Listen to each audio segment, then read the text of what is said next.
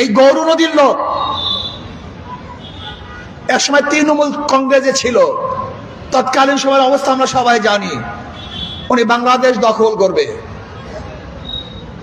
5 minute বাদ দেন, 5 দিন নয়, 5 বছর নয়, 500 বছর তো ভালো কথা, 5000 বছরেও ওই দালালরা, ওই বিজেপি বাংলাদেশ দখল করতে পারবে না। হ্যাঁ, ইনশাআল্লাহ যদি আমরা ঐক্যবদ্ধ থাকি। ওই ভারত ছিল মুসলমানদের, ওরা মুসলমানদের ভূখণ্ড ছিল। 850 বছর পর্যন্ত মুসলমানরা শাসন করেছিল। ব্রিটিশ মুসলমানদের থেকে ক্ষমতা দখল করেছে।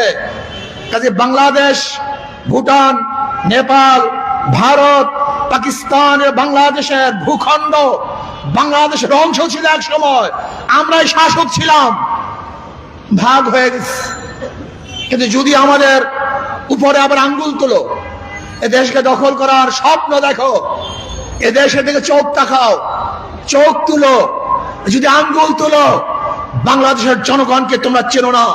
এরা টাইগারের গোষ্ঠী, এরা বাঘের গোষ্ঠী। তোমরা আঙ্গে ভেঙে ফেলবে ইনশাআল্লাহ, তোমার আক্রমণ করবে, কোনো সন্দেহ নাই। আমরা না খেয়ে ধুকে মরতে পারি, কিন্তু কারোর সামনে মাথা নত করতে পারি না। এটা আমাদের জাতীয় অভ্যাস। বিশ্বাস হয় না? এটা আমাদের জাতীয় অভ্যাস। ব্রিটিশদের বিরুদ্ধে অঞ্চলের মানুষ যত বেশি আন্দোলন করেছে, অন্য কোন এলাকার মানুষ এত আন্দোলন করে নাই। পাকিস্তানের বিরুদ্ধে, এত বড় শক্তির বিরুদ্ধে এদেশের মানুষের কাছে কিছু ছিল না, তা নিয়ে ঝাঁপিয়ে পড়েছে। তোমরা জানো না, এরশাদের কাছে ক্যান্টনমেন্ট থাকা সত্ত্বেও এদেশের মানুষের আন্দোলনের প্রেক্ষিতে এরশাদ সাহেব অবসান নিতে বাধ্য হয়েছে। শেখ হাসিনার কাছে সবকিছু থাকা সত্ত্বেও এদেশের মানুষ মাথা নত করে নাই, জীবন দিয়েও তাকে এদেশ থেকে তাড়াতে বাধ্য করেছে। এটা আমাদের চরিত্র, এটা আমাদের অভ্যাস। আমাদের দেশের মানুষ মারা যেতে পারে, কিন্তু নত হতে পারে না। আসুন, জুলাই বিপ্লব হয়েছিল, বৈষম্য বিরোধী কোনো জিনিসই থাকবে না। আমরা বৈষম্য রাখতে চাই না। বৈষম্য দূর করেন, ভেদাভেদ দূর করেন।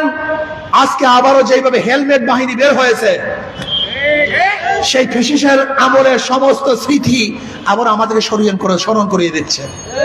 ওই সময় হেলমেট বাহিনী, এখনো হেলমেট বাহিনী। এই হেলমেট বাহিনী আমরা দেখতে চাই না। দেশকে ঠিক মতো চালান, যদি না পারেন তাহলে বাংলাদেশের মানুষ আবারও রাস্তায় নামতে বাধ্য হবে। কাজে আসুন, আমরা সম্মিলিত ভাবে ইসলামকে, দেশকে, এই মানবতা রক্ষা করার জন্য ইনশাআল্লাহ কাজ করব। আশা করি ইনশাআল্লাহ আমরা যদি সবাই সংঘবদ্ধভাবে কাজ করতে পারি, অবশ্যই ইসলামী হুকুমাত কায়েম হবে। আল্লাহ আমাকে আমাদের সবাইকে কবুল করে নেন।